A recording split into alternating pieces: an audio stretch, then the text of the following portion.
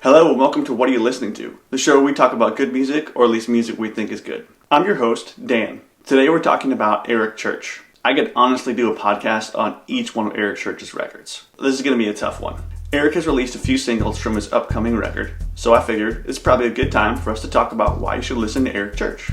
Eric Church is a modern country monster, but not like most of what you hear on country music radio. He makes his own rules and he doesn't care who cares or doesn't. So I first heard him back in the early 2000s with his single, How About You? This wasn't really too far off from everything else that was going on in the country music genre back then. It did have more of a grit and an attitude to it. It felt more honest than most of what was going on. His next single was Guys Like Me.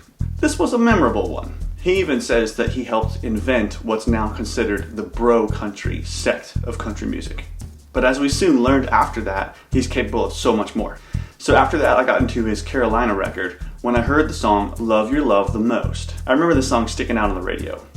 It didn't get as much play as I wanted it to, but I remember getting excited whenever it came on. What really got me hooked on Eric was after that, he released the single Hell on the Heart.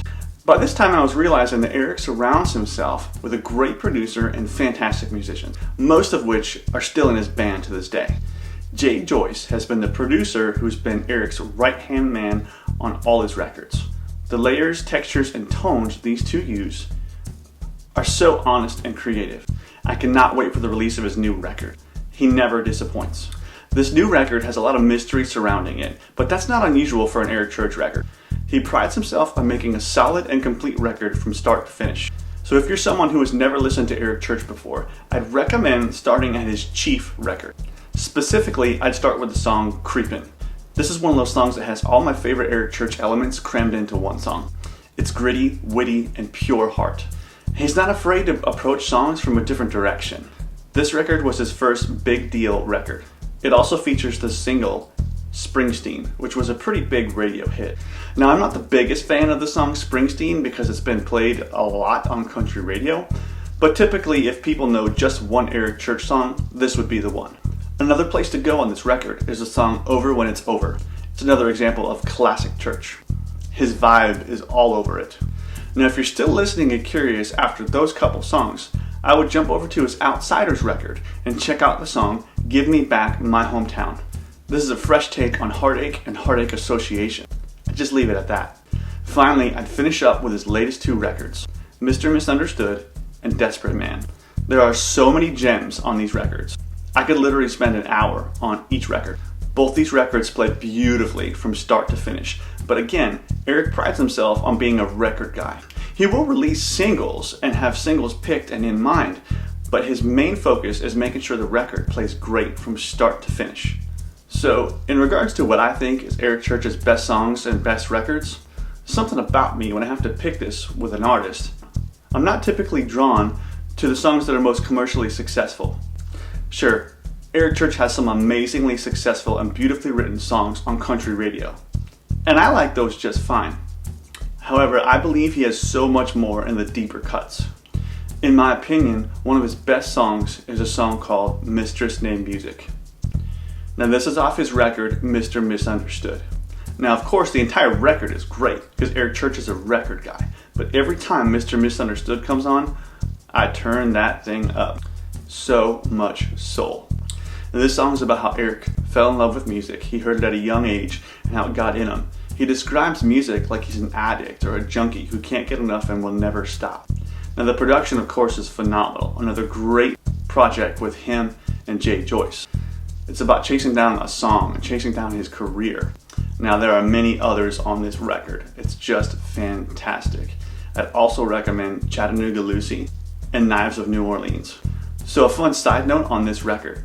When Eric released it, the public knew nothing about a new record. The way that we found out he had a new record out was if you were a member of his fan club, you all of a sudden had one dropped in your mailbox. Now, for Eric's best record overall, things get pretty complicated. I'm not trying to cop out when it comes to this, but I personally think when it comes to his favorite record, it's typically whatever one he just put out. Now, I've said a few times now he's a record guy. This is the main thing he thinks about when he's putting a collection of songs together or writing music whatsoever. He's close to putting out a new record, and I'm quite certain it's going to be amazing. His last record was Desperate Man, and when it came out, this was an audio adventure. And that's been the case every time he puts a record out. He slaves over making the best record he can. He refuses to follow the status quo and refuses to be put in a box by the industry standards. He does not care what the critics have to say. That being said, please go listen to Desperate Man from start to finish. You will not be disappointed. The opener of the record is called The Snake.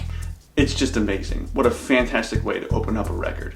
It flows so great into everything else and sets the tone for all the adventures you're going to go on in this record. Now, if you've listened to my previous podcasts, you know I love to talk about underrated songs. Of course, I feel Eric has a few. The song Cold One was off the Outsiders record. It compiles everything that I love about Eric Church. It was released to country radio as a single, but did not do very well. When I first heard this, I was floored. It was country radio friendly and so much more. You've got Jeff Cease, who's playing these amazing slide guitar parts.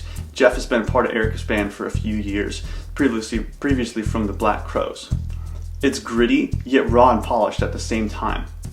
I personally feel this song was severely mistreated by country radio and mainstream country fans.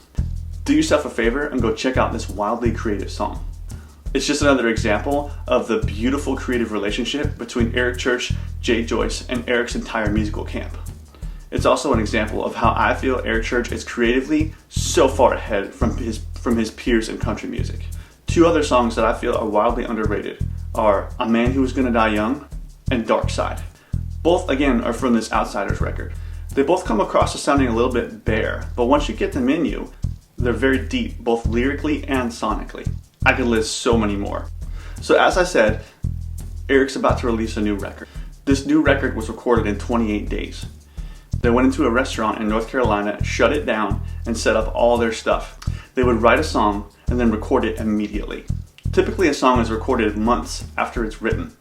Eric wanted the song to be able to have a life immediately. They would write a song in the morning and record it with their whole band that same day. At one point, it's been said that Eric stayed up for 4 days straight during this process. So the lead single off this record is called Stick That in Your Country Song. If the past forecasts the future, this is going to be another monster of an Eric Church record. He said in relation to this new single that this was the tip of the spear, and it's a big spear.